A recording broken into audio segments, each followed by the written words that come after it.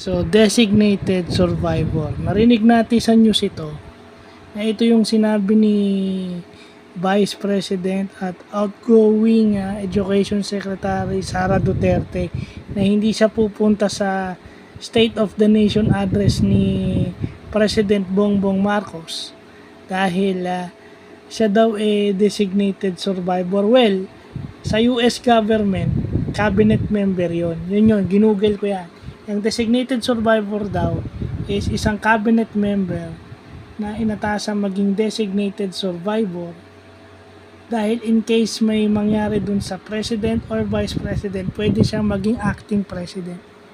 So, remember, July 19 pa yung effectivity ng resignation ni Vice President Sara.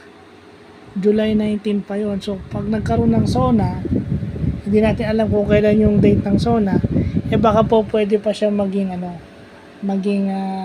designated survivor. Well, of all I know, wala yan sa 1987 Constitution. Nung ginugol ko yan, hindi inilabas ng Google na meron yan sa Pilipinas. Meron sa US, but not in the Philippines.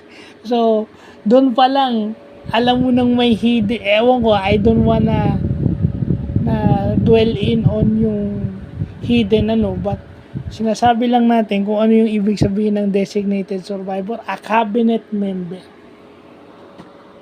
No, may ganun pala sa US. So, yun yung mga mechanisms ng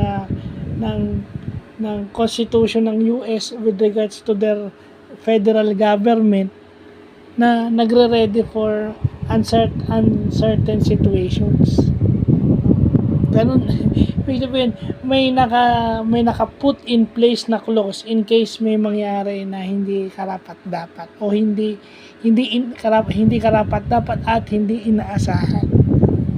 So, masasabi mo rin ganun kagaling yung mga nag-frame up nung sila Abraham, yung mga nag-frame up nung US Constitution. Masasabi mo rin na talagang nagkaroon sila ng foresight na kung sakasakali dahil siyempre the most powerful nation in the world and yung US President is called the most powerful man on earth. So, yun lang po.